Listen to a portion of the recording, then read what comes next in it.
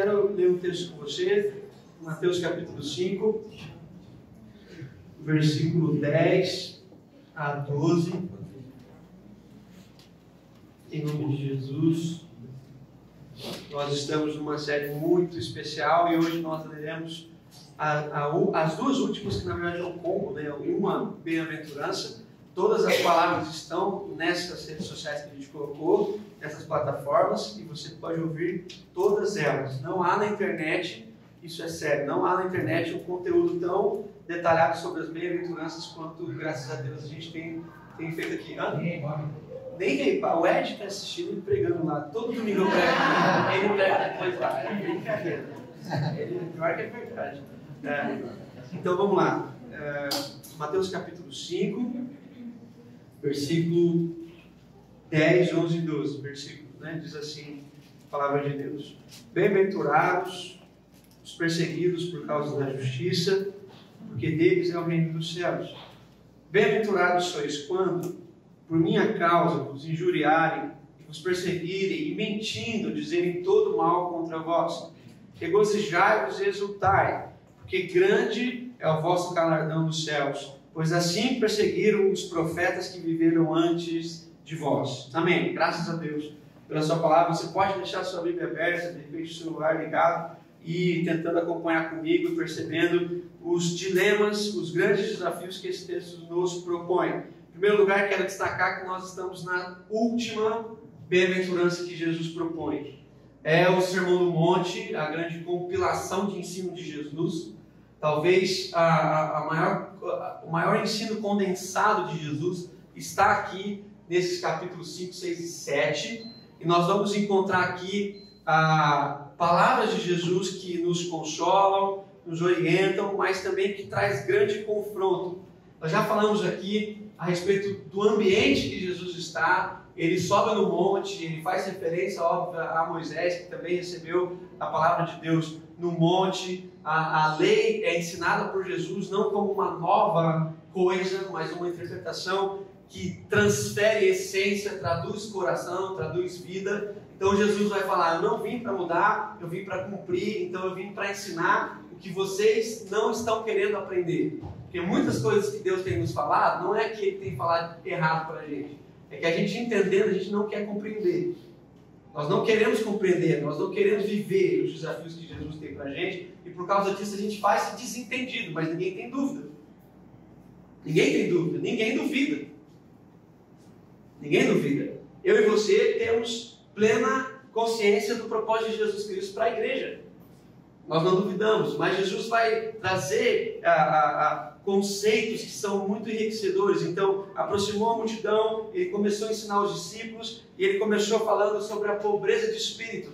Ele avançou, Jesus falou sobre a sensibilidade, Jesus falou que são bem-aventurados os que ainda são sensíveis, e que antes de um mundo tão truculento, as pessoas tão arrogantes, tão sanguíneas, Jesus vai dizer que os bem-aventurados ainda se sensibilizam. Nós não entramos nessa cadeia da desgraça, nós nos sensibilizamos com o outro. E porque nos sensibilizamos, choramos.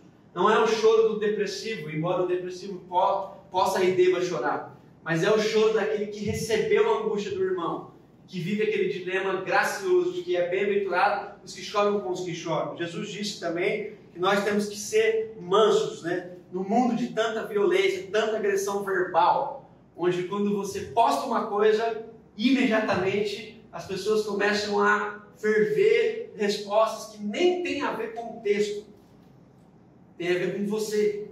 As pessoas querem te ofender. Ninguém quer ofender o que você fala, porque o que você fala é abstrato, não se ofende. Você no máximo vai ofender quem está falando. Então não importa o que está sendo dito, importa quem está dizendo. Então eu ofendo as pessoas e não o que elas dizem. E Jesus vai dizer que nós temos que ser mansos. E aí Jesus vai evoluindo o seu pensamento. Ele vai dizer que a gente tem que ter fome e sede de justiça. Ou seja, nós mudamos o apetite. Não temos mais fome natural, nós temos fome de justiça. E a Flávia bem trouxe aqui essas explicações. Jesus disse também que nós somos bem-aventurados porque somos misericordiosos, ou seja, temos compaixão, temos misericórdia. Jesus vai dizer, e o Arthur explicou, que os bem-aventurados são limpos de coração. Jesus também disse que os bem-aventurados são os pacificadores. E nós falamos muito disso aqui na semana passada, num ambiente tão estranho. Bem-aventurados são aqueles que pacificam, que quebram os muros, que constroem pontes de diálogo, que constroem pontes que ligam as pessoas que estão desligadas, né? Porque nós vivemos um movimento de ruptura, né? Qualquer coisa se rompe. Nós vivemos um ambiente que nós não conseguimos discordar de alguém com ele. Nós discordamos da pessoa rompendo com ele. Mas nós não somos homens e mulheres maduros ao ponto de olhar no olho de um irmão e falar: eu não concordo com você, mas você é meu irmão, anda comigo. Então nós vivemos esse ambiente, e Jesus vai falar que essas pessoas maduras na fé são bem-aventurados, ou seja, são felizes. Então são felizes aqueles que parecem não ser, porque não traduz esse tipo de felicidade que nós temos entendido hoje, né? Qual a felicidade em ser pobre de espírito? Qual a felicidade em ser manso? Mansidão se traduz hoje com fraqueza, né? E não, as pessoas mansas são as mais fortes, porque elas conseguem ser mansas nos momentos mais difíceis da vida. Então isso é força. Mas traduzindo para os nossos dias, me parece que Jesus estava equivocado, ou a gente. Então eu prefiro achar que é a gente. Jesus vai dizer aqui, por fim, que bem-aventurados são os perseguidos. Primeira pergunta, como?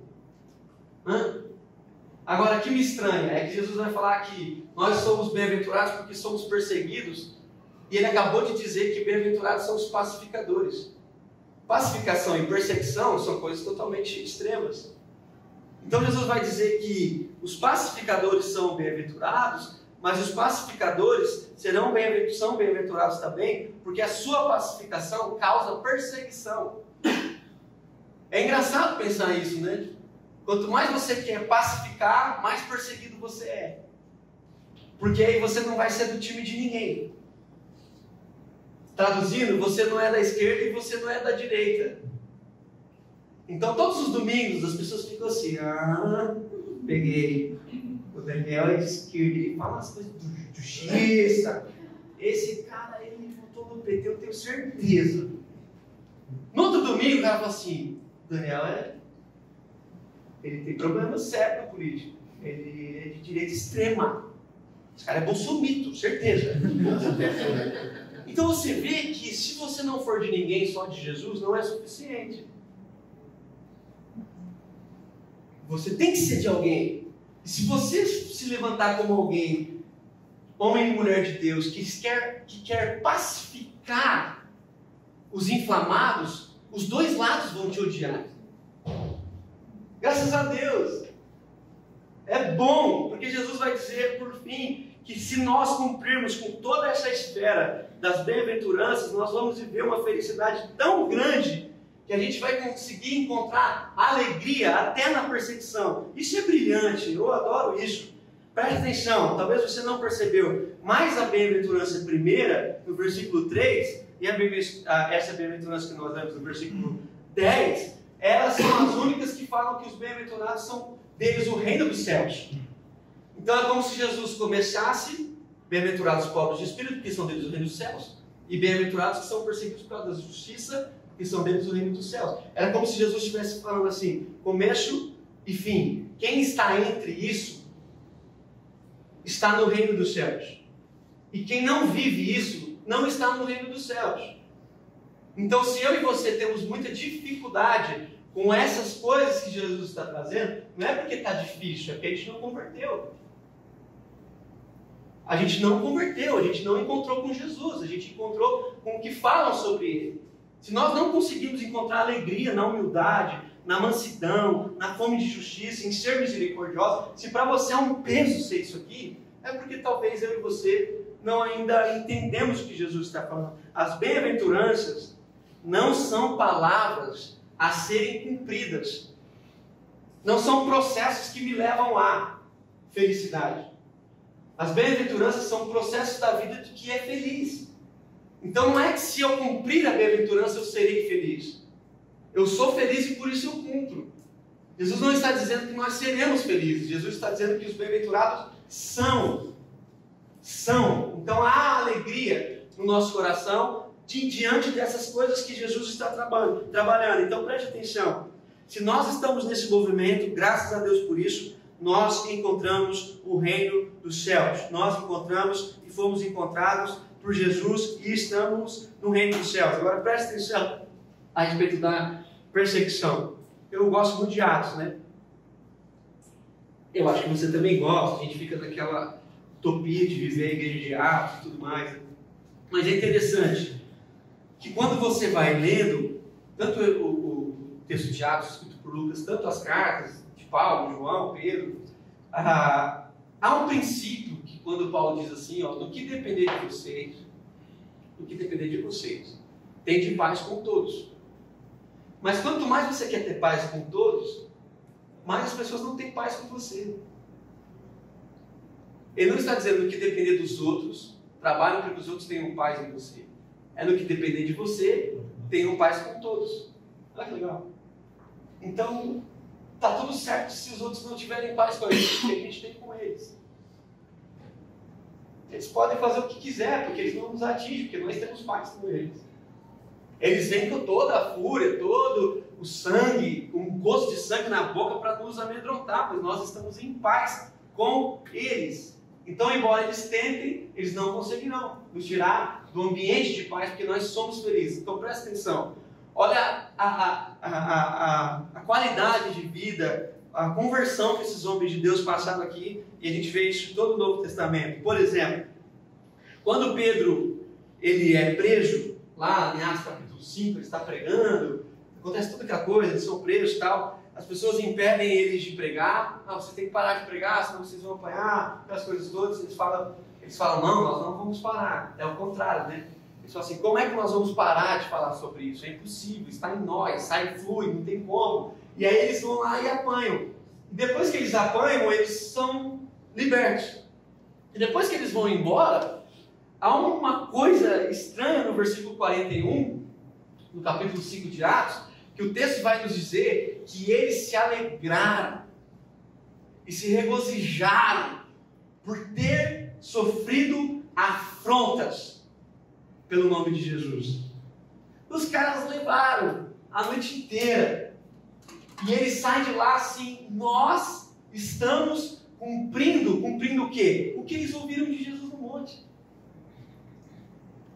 Bem-aventurados são vocês que, quando perseguiram vocês, vão mentir contra vocês, e mentiram contra eles para prenderem eles. Era mentira toda aquela acusação, não tinha sentido político, não tinha sentido naquele momento. Eles são tidos como mentirosos, mas os outros que estão mentindo, e eles apanham e eles voltam felizes. Aí eles encontram com a igreja reunida, feliz da vida, todo machucado, mas feliz da vida por ter apanhado. Olha que alegria! Nós apanhamos! Olha minhas costas!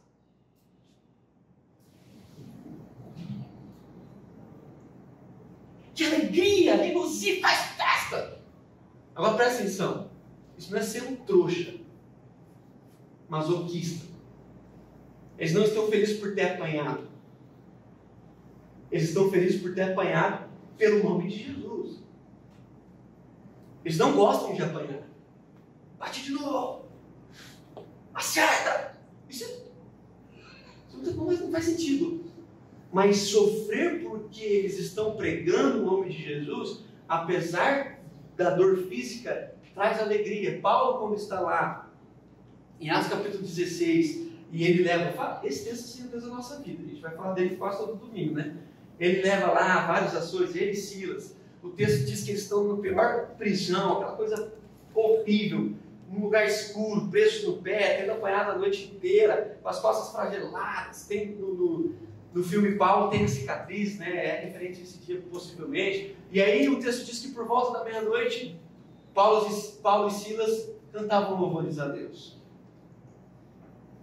Cantavam louvores a Deus. A Bíblia de Paulo tem salmos de lamento.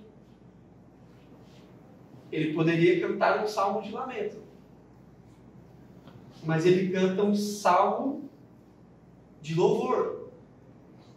E quando eles cantam de louvor, as cadeias se abrem, eles vão para outros ambientes, uma família inteira se converte, depois se planta uma igreja e Paulo vai falar com ela novamente sobre a alegria, uns 20 anos depois. Então você vê, esses homens, eles são incríveis, né? Eles estão meio distantes da gente. Não sei se você sabe, mas dos 12 discípulos de Jesus, só um teve morte natural.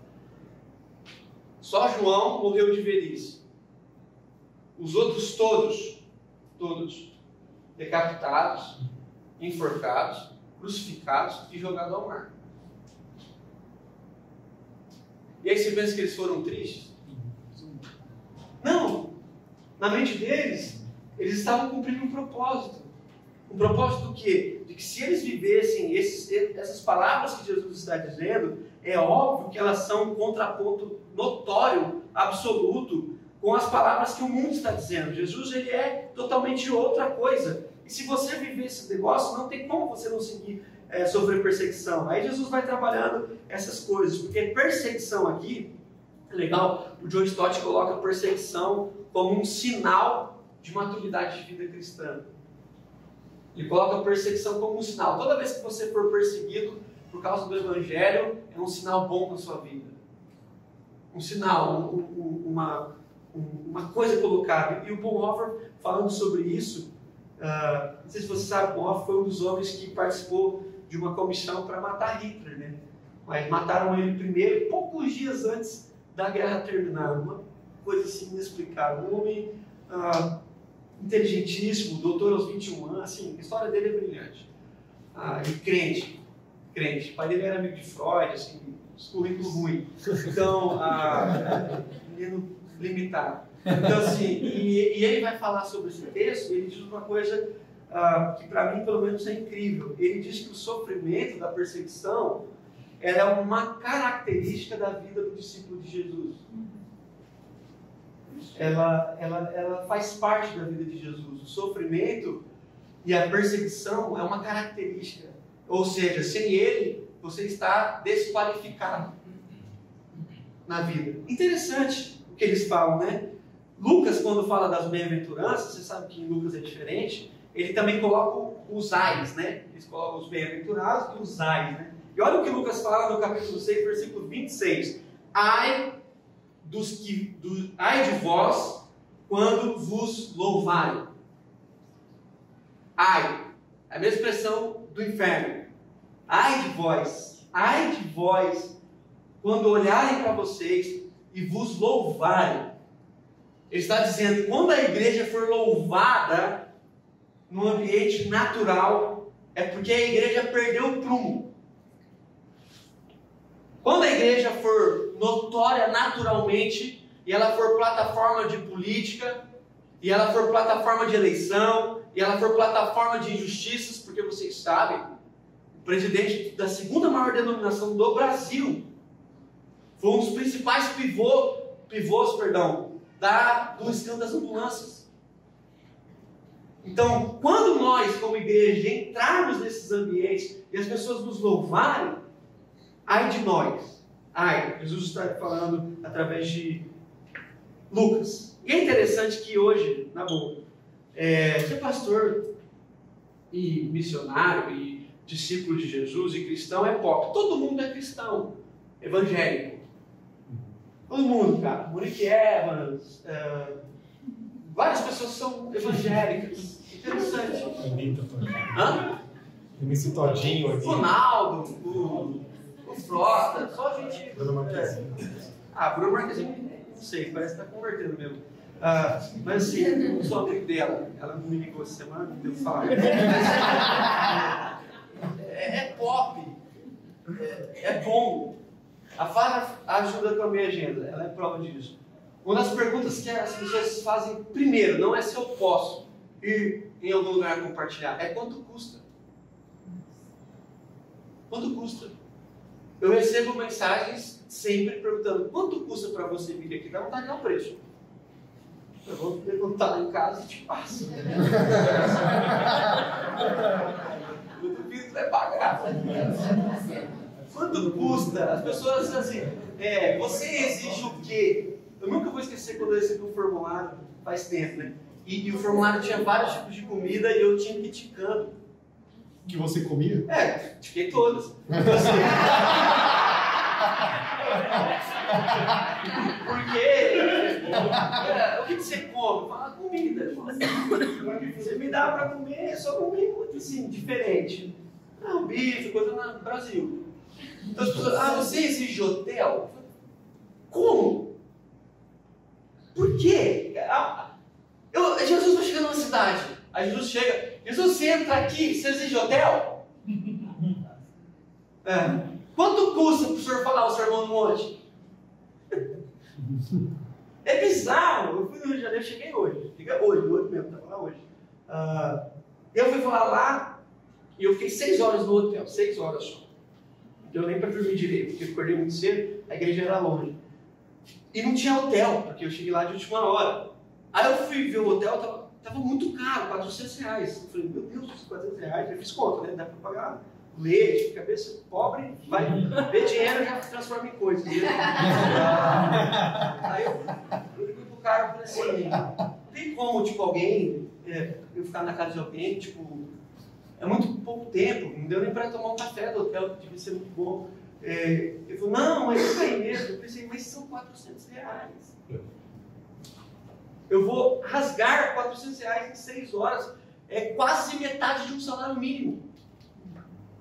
Ainda perdi o voo.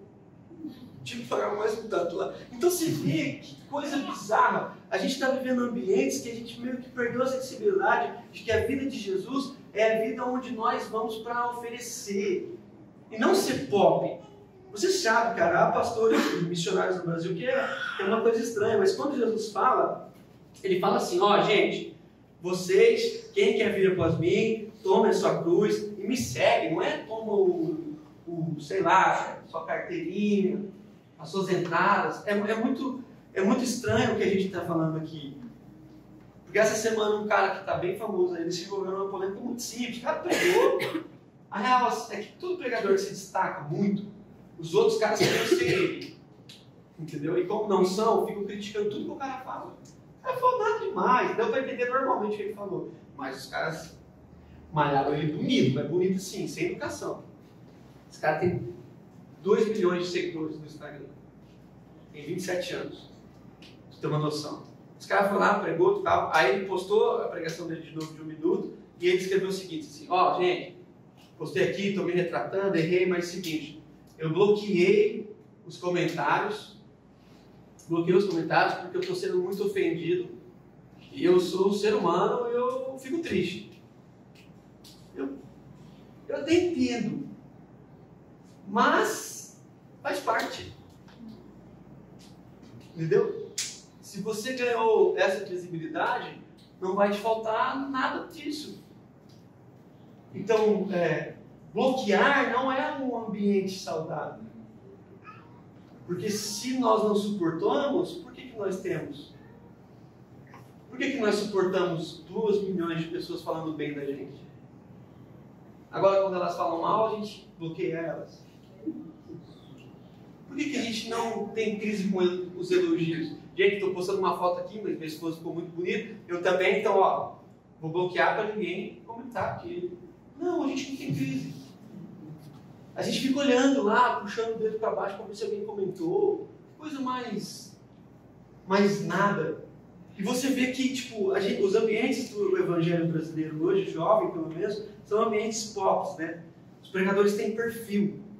Por isso que eu não dei certo. Eu uso camisa até aqui, calça skinny, tipo, não tem tatuagens, largador. Entendeu? O cara fala, você não é style, cara. Nem usam essa palavra ainda. Você é muito normal. Eu falo, cara, não deu pra vestir essa. Não faz sentido. Então, a gente só tem movimentos de popularidade no Evangelho de hoje. E é estranho que quando Jesus fala, Jesus diz assim, gente, quem quiser me seguir, o Evangelho não é para ficar pobre.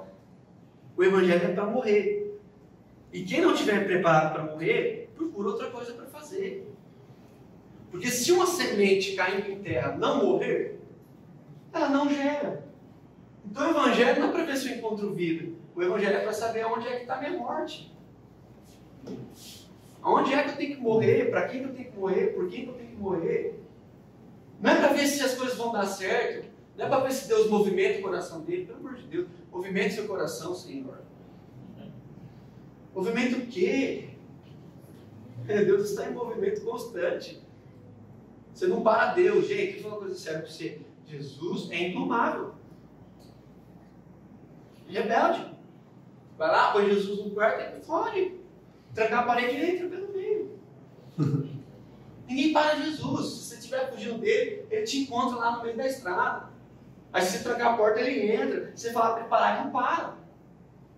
E também se você ficar falando muito bem, ele vem se ele quiser. E se você fizer chantagem com ele, não dá certo. Jesus é indomável. Jesus não é um bom cristão.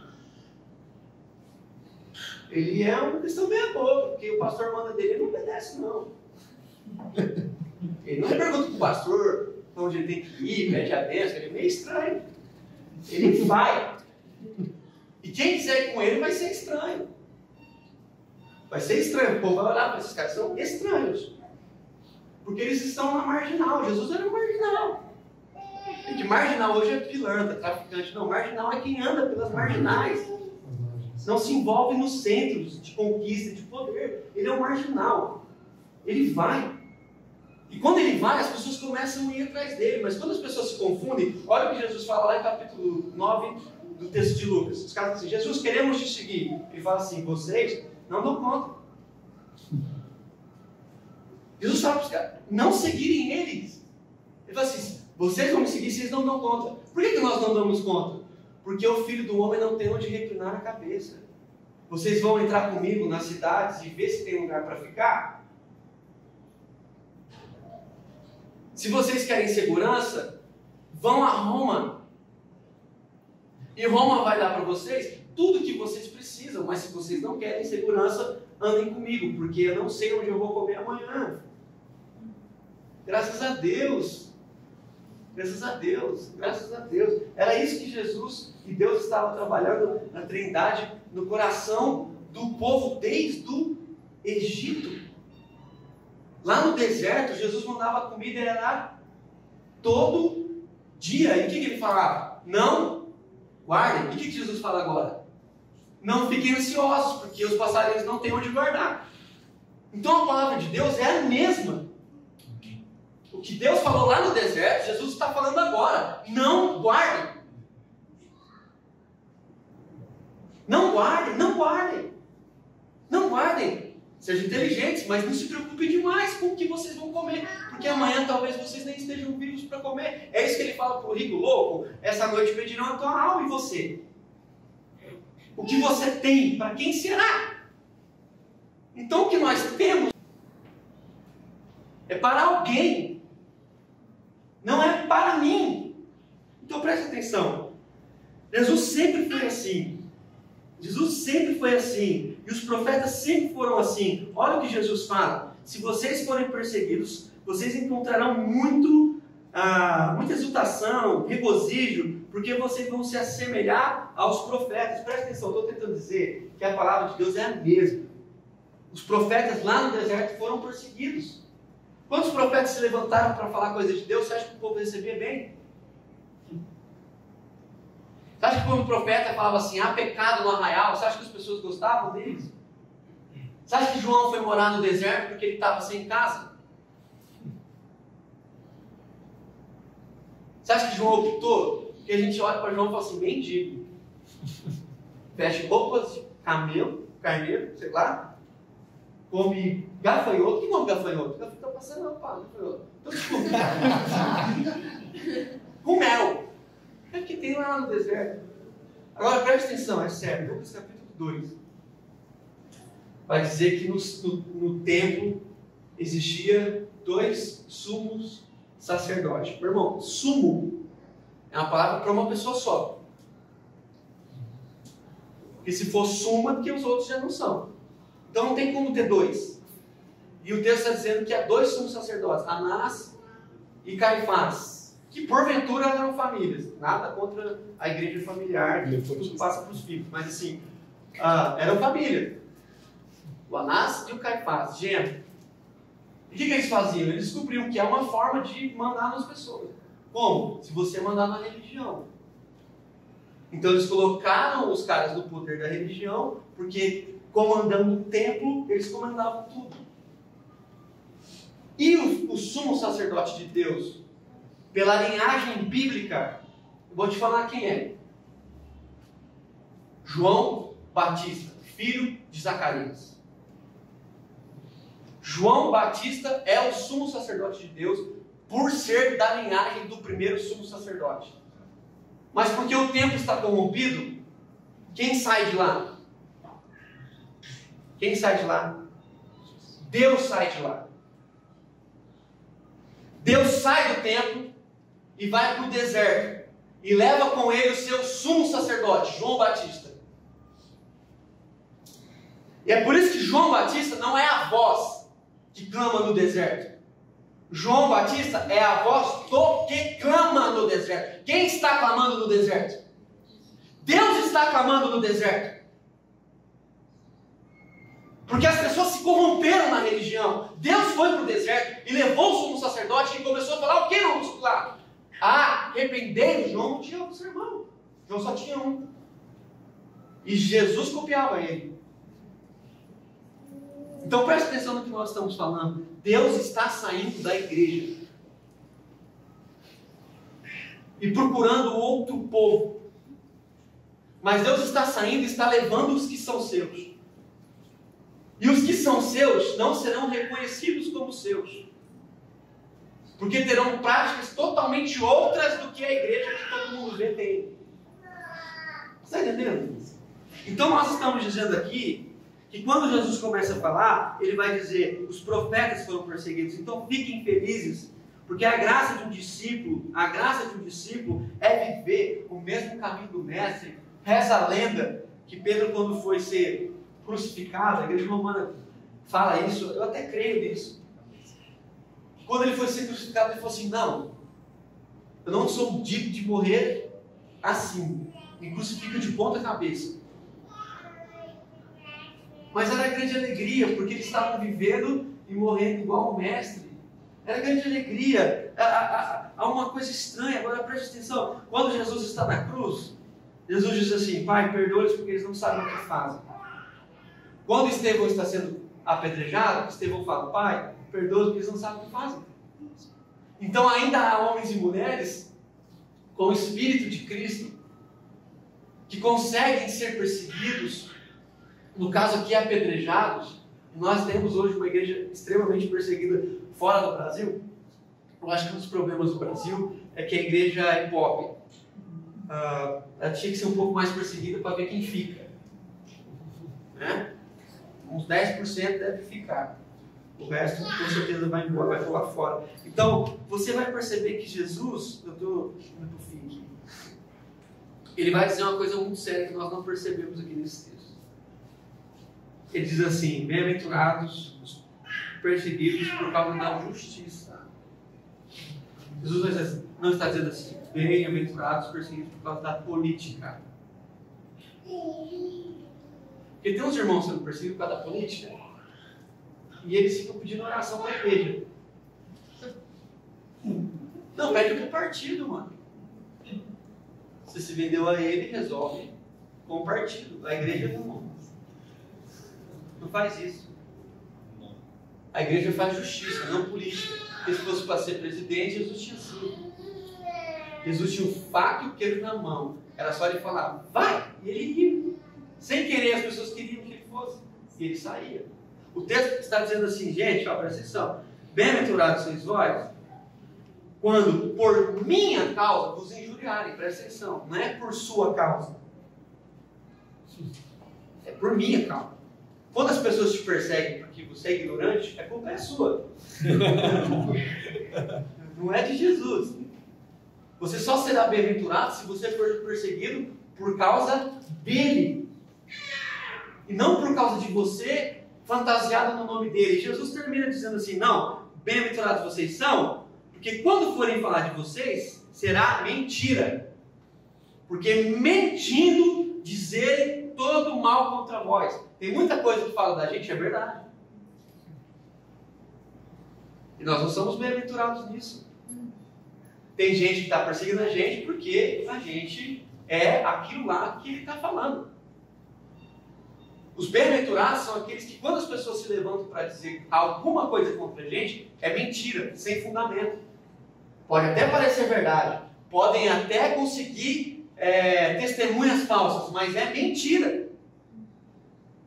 É mentira. Subornaram pessoas, lá em Atos capítulo 16, para mentirem contra Paulo e Silas. Mas era mentira, não era verdade. Ter irmãos nossos indo para o tribunal, passar a perna em 1 milhão de gente, e eles vêm para a igreja pedir oração. Não, irmão, eu estou orando para você ser preso, amém? Deus te abençoe, nós vamos até te visitar. Eu sou meu irmão. Mas, meu irmão, fala para você, se você fizer um negócio errado, você esconde da gente. E se você der pedir oração, nós vamos te entregar. Então faz direito. E se você der brecha, a gente vai lá. A gente é parceiro, a gente te leva para a polícia. Nem vamos te chamar, tipo, não vai precisar fazer pampeiro, não, vai no silêncio. Vamos no silêncio, vai lá, preso, ninguém vai ficar sabendo. 2, 3 anos você sai e te encontra aqui na igreja. Porque não pode ser verdade. Não pode ser verdade. O que as pessoas estão falando de nós não pode ser verdade. Então, se falarem de nós em nome de Jesus, que seja mentira. Já falei isso, vou falar de novo. É legal, assim, é interessante. As pessoas vão falar de você mesmo. Vão falar bonito. E essa semana foi um amigo lá em casa e falou assim: você não se incomoda? Como é que você lida com as pessoas falando mal de você? Assim, eu lido às vezes assim. Quando falam, primeiro que não falam para mim.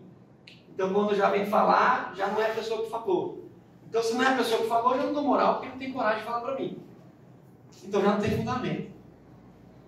Agora, se ele quer falar para mim, eu vou falar, tá bom. Mas você vai achar ruim? Depende, se for verdade eu vou. Agora, se for mentira, não. Se ele vier falar que eu sou assim, que eu sou assado, porque assim, é vitrine, né?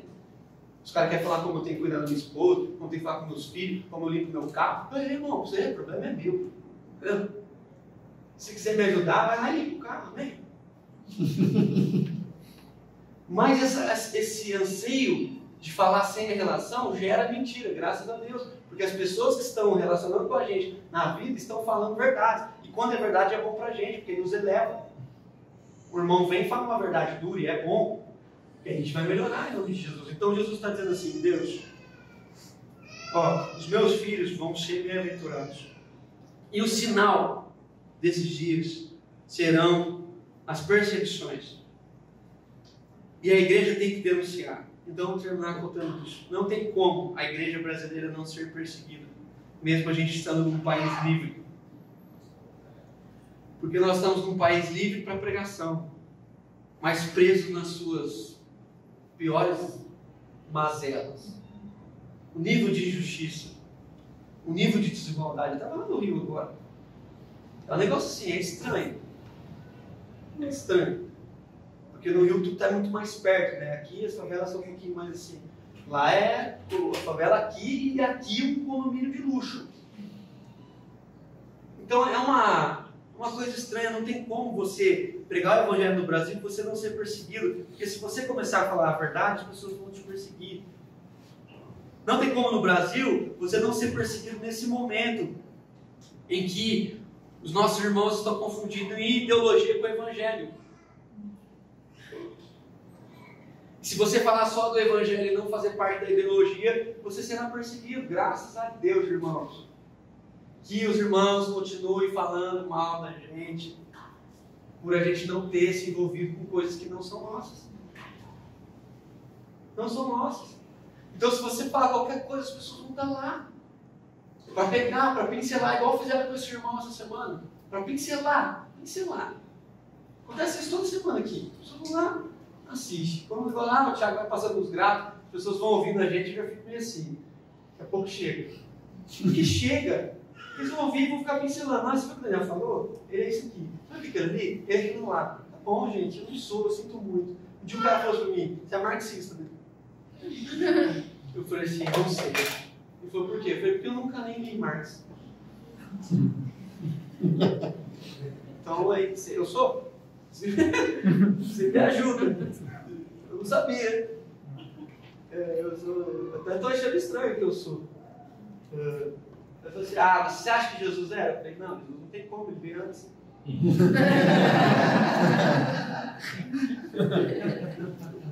Qual é o risco do marxismo ter influência de Jesus? Mas Jesus não teve do marxismo. Mas as pessoas confundiram.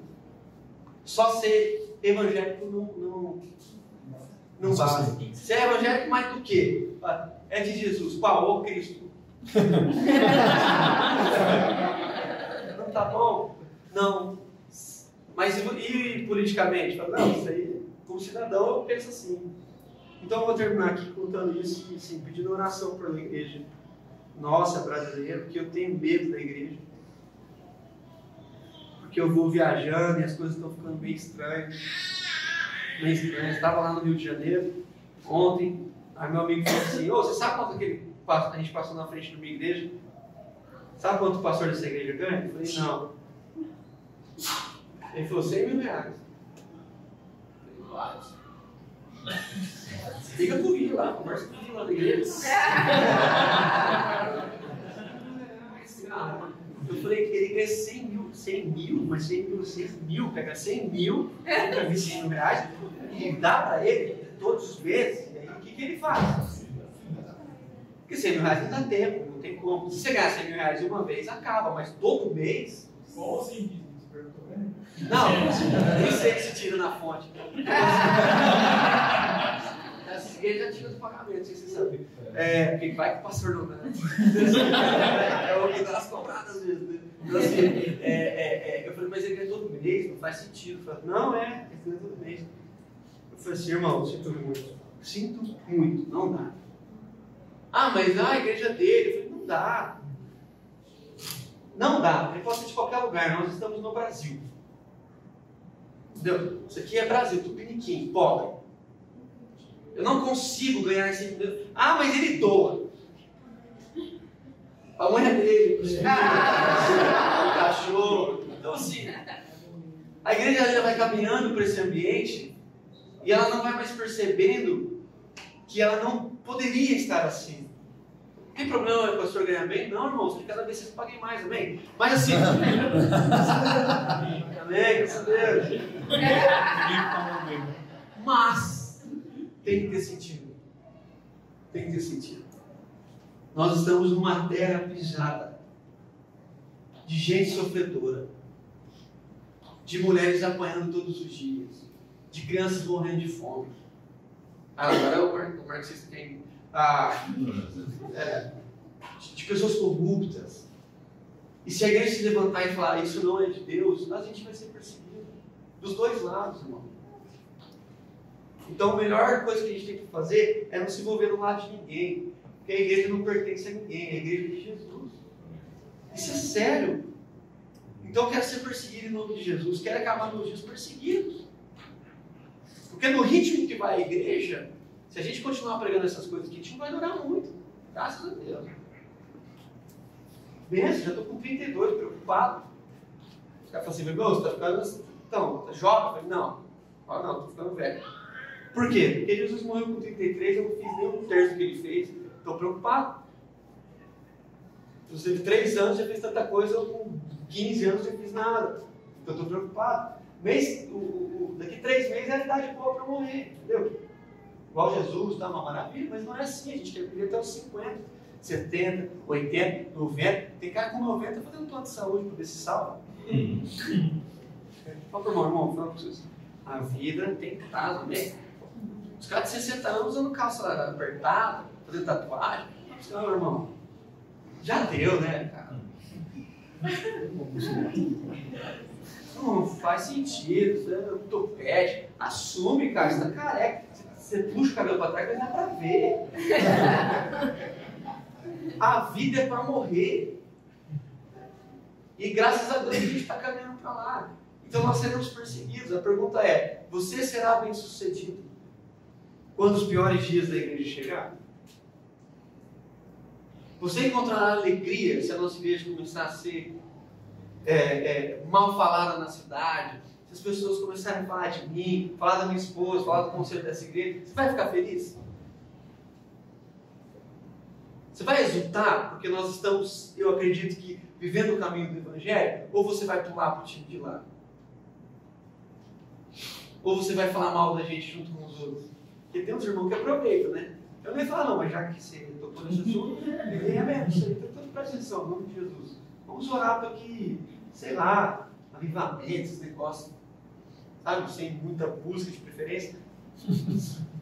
Para a gente meditar e pensar assim, Jesus, nossa igreja está estranha. Os corruptos mais críticos do país são os pastores. Os missionários mentem em relatórios. É uns negócios assim, que eu pedi dinheiro, mas nem foi pro campo, tá ainda. Umas coisas assim, cabeça acontecem no nosso meio, assim, sem sentido nenhum. Cara, eu lembro quando eu estava dentro da igreja presbiteriana, o cara apresentou um relatório de visitas, porque tem que ter relatório de visitas. O cara fica anotando, visitei o irmão. Aí, visitas, 400 e... Como assim? Você foi na cadeia, tinha 400 caras. Sim. Você fez 400 visitas, 400 visitas, esse ano 400 visitas. Não tem como, hein? Não faz sentido. Não, mas eu fiz. Não fez, cara. Não faz sentido. Então foram ruins, né? Você sair atrasado para outro, não tinha tempo. Então é um ambiente de mentira, de discórdia, de luta. Toda a congregação está vendo o dia do seu pastor da sede cair para poder ser da sede. Há uma corrupção cada vez mais no nosso espaço e a gente vai indo, vai sendo levado. Então vamos orar em nome de Jesus. Porque se está muito fácil para você, em nome de Jesus, preste atenção. Se lá no seu emprego as pessoas só te elogiam, está dando tudo certo, você está só vencendo, no mínimo, alguma coisa estranha está acontecendo. Então, Pai, nós queremos louvar o Senhor, porque quem ouve a gente falando parece que a gente está sendo pessimista, mas não é. A nossa vida está fundamentada no Senhor.